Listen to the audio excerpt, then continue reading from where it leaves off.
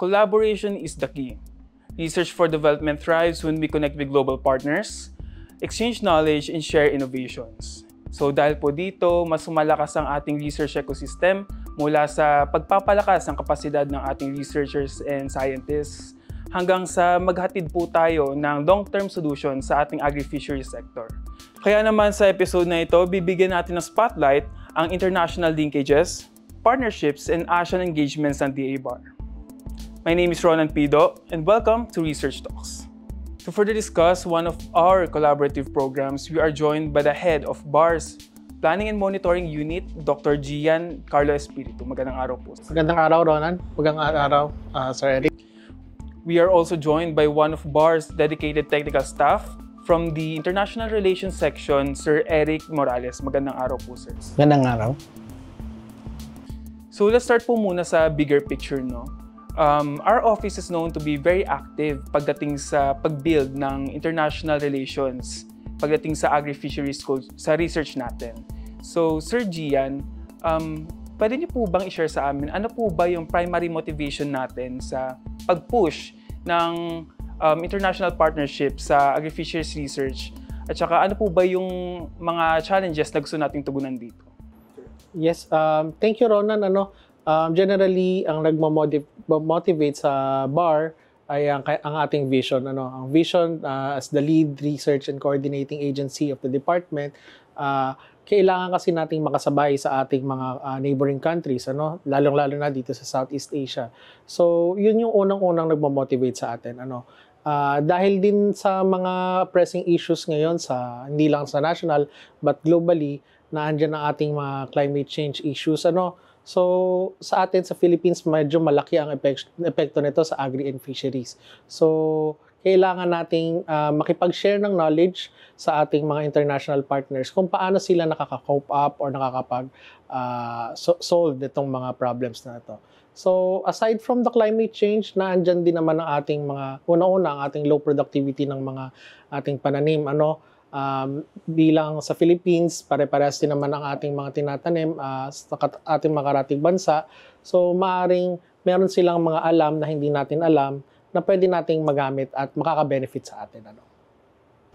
Sir Ronan, Sir Gian, meron ako idadagdag sa iyong sinabi na as you mentioned, climate change. So, in fact, Pilipinas is one of the most vulnerable country in the world. So, the reason why na kailangan natin talaga intensify ang ating effort to enhance the agriculture sector, which meaning through international linkages. So ang ganda nga po ng insights po natin dun, no? Sabi nga po nila, collaboration opens doors. So, Sir Eric, since kayo po yung nakatutok dito, yung International Relations Section, maaari niyo po ba kaming bigyan ng mga naging key collaborators or partnerships na na-establish ng Bureau at yung naging major contribution at saka accomplishments natin, especially pagdating sa ASEAN engagements at saka sa naging collabs po natin? Para, Ronan, sa ngayon, for the input of everyone, ang DA-BAR or the Bureau of Agriculture Research is designated as the focal agency by the Department of Agriculture for the 3 international research institutions. So, wherein ang DA-BAR ang nagka-facilitate and nag-endorse sa DFA for the International Commitment Fund allocation for this agency. So ito na nga yung CABI, the Center for Agriculture and Bioscience International.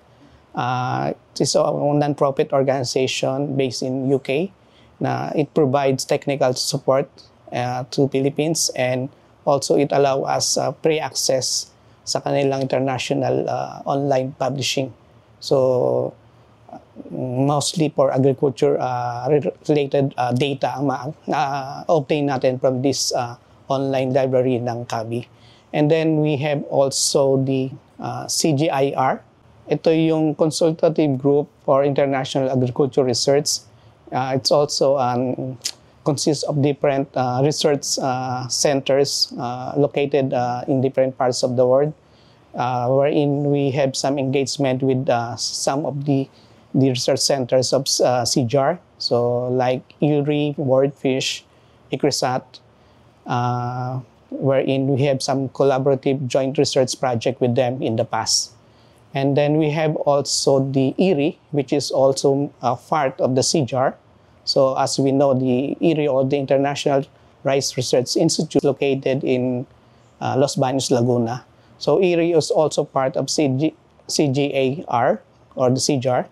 And we have a strong partnership with them for developing technologies for rice. As we all know, our country is very dependent on rice, and still we have so much problem with rice. And through IRI, it helped us in developing technologies in addressing the issues, particularly the challenges of the climate change. We have also partnership with the Asian Food and Agriculture Cooperation Initiative, na kung saan ang DABAR ang designated as the national coordinating agency. Actually, right now we have existing MOU with the two international research center of the CJAR, which is IRI, and then the other one is ICRISAT. So actually, last February, we able to send 2 delegates for a short training course for the topic on landscape degradation and conservation. And so the delegates came from the Cagayan Valley Region DA office, and also one from the Bureau of Soils and Water Management. A part of this, meron din tayong current MOUs with international academic institution, so particularly sa KNU, so the Kyungpook National University of South Korea. So in fact, katatapos lang ng first batch ng ating trainees last August. So wherein they undergo training on Samuel movement. It's a community-based capacity building program, wherein we, as DABAR, we send 5 delegates. So 2 from DABAR, and then the rest 3 from different selected RFO units. And then we have another MOU with the Griffith University of Australia, wherein also our arrangement with them is for short course training program. For now, we're still on the process on finalizing what will be the specific topic for this training program. For ASEAN engagements, BAR kasi ang focal agency for the Technical Working Group for Agriculture and Research Development. So bilang focal agency tayo, we oversee all the agricultural research dito sa Philippines. So we update them every now and then kapag nagkakaroon tayo ng meetings.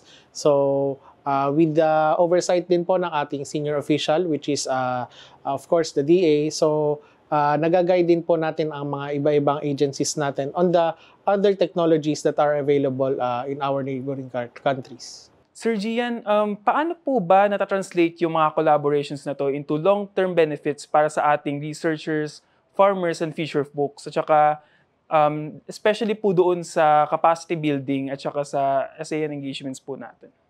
Yes, Ronan. Kasi itong mga inputs na nakukuha natin mula sa mga partnerships, itong mga knowledge exchange, we translate them by incorporating it inside our programs, ating mga flagship programs. So, I would like to cite an example, which is the Sustainable Community-Based Action R4DE Livelihood for Enhancement, Upliftment, and Prosperity, or the Scale-Up Program. So, basically, this Scale-Up Program utilizes soil health strategy. So, lahat ng mga interventions natin will be based on what is available on the soil. So, yung scale-up program na yon was helped by or was created through the help of ICRISAT. So, yun ay ginawa natin dito, tinry natin dito, and eventually, nakapag-pilot tayo into some of the regions in the Philippines. So, that is one. So, another one, yung ating capacity building program. So, ito yung pagkakascade ng ating mga natutunan mula sa international partners. Since nagkakaroon tayo ng engagements or pumupunta tayo sa iba-ibang bansa, syempre, hindi naman natin hinahayaan na tayo lang yung merong knowledge na nasa atin. We try to share them with the others. Of course, we share it with our local partners, especially the DA regional field offices, our state universities and colleges, and other research and development institutes dito sa Pilipinas. So with that, I think makikita natin yung impact ng international partners doon. Sir Gian, if may I add, na last May, we organized symposium on international partnership for agri-fisheries, R4D. So na kung saan ay we able to invite 5 international research institution dito sa Pilipinas. The venue is in Los Baños, Laguna, Erie, with co-hosted by Erie, of course. Doon ay umaten ang representative from World Fish, International Livestock Research Institute, Erie, and also from CIMMYT, ICRISAT, World Maids. Doon ay na-discuss ang potential areas of collaboration, kagaya ng knowledge sharing, capacity building programs, and joint collaborative research project. So, looking ahead po, no, Sir Gian, ano pa po ba yung priorities ng Bureau sa future or ongoing international relationships natin? Ano pa rin po ba yung gusto nating i-level up pa? Yes, unang-una kailangan nating i-maintain yung mga partnerships na meron tayo. And syempre, kapag magme-maintain tayo, we are also exploring other potential partners para syempre makatulong din sa ating industriya. And of course, along with that exploration, we are also looking for potential partners din na makakapag-provide sa atin ng funds, so mga external donors natin. Through that, we could also implement programs and eventually projects that could help our farmers and fisher folks. So I think those are some of the future initiatives of BARD that we are going to sustain. Sa ASEAN level naman, of course, for 2026 kasi, the Philippines would chair the ASEAN. So as DA BAR, we will fully support kung ano yung mga initiatives si DA. So those are the things that kailangan nating patuloy for the next years to come. So that wraps it up for this episode. Pero bago po tayo magtapos, gusto lang po namin humingi ng mensahe sa inyo. So ano po ba yung gusto nyong ipaabot sa ating audience pagdating sa value ng international linkages, pati na rin po sa ASEAN engagements po natin? Sir. International linkages is very important. It plays important role as an avenue for collaboration. So particularly at the ABAR, in our section, the RIS or the International Relations section, we aim particularly to strengthen the collaboration with international research institutions.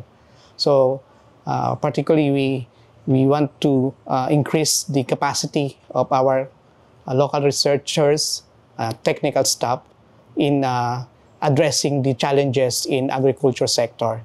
As the climate change impact is increasing, so our capacity must be increased as well for addressing these issues. Through international collaboration, this will serve as avenue for technology sharing, knowledge sharing, capacity building, and especially for adapting developed technologies of international institutions that can be adapted here in our local setting.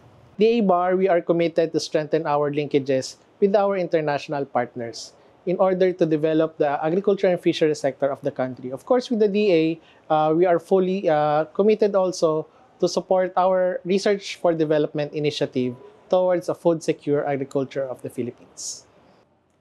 Dito, napapalakas natin ang research ecosystem, mas nakapagbahagi na po tayo ng kaalaman, at mas natutugunan natin ang challenges ng agri-fisheries sector hindi lang po sa mga iba't ibang regions, pero sa buong bansa. Because here at BAR, we remain committed to driving progress, delivering impact through research for development. Once again, I am Ronan, and this is Research Talks.